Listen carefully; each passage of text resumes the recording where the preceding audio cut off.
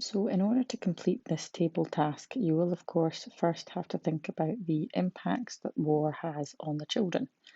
You'll need to think about the effect living during wartime is seen to have on the way the children behave, the choices they make, that sort of thing.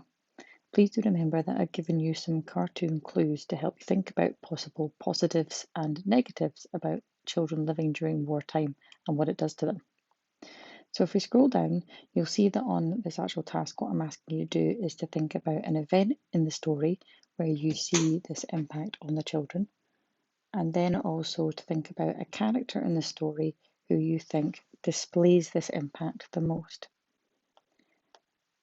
Here's an example. Definitely one thing that we discussed before was the idea that war has made the children more cunning.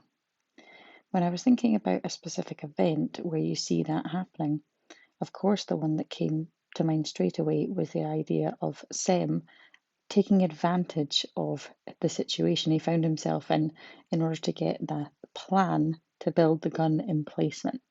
So, what I've done in the first box is to sum up that event. Sem manages to trick his sister's boyfriend into giving him a plan drawing of a machine gun emplacement.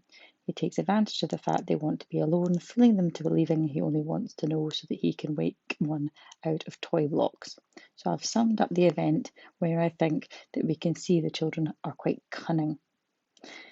Then I want you also as well to think about whether there's a character who perhaps throughout the story as a whole shows the impact happening to them, the effect of war happening to them. When I was thinking about another character in the story who seems the most cunning, Chaz stood out because throughout the story there's lots of times where he does things that are quite clever and wily. So I picked him out as being the character that really shows war could possibly make him cunning. So if you look at my explanation, what I've said here is Chaz shows how clever he is several times in the story.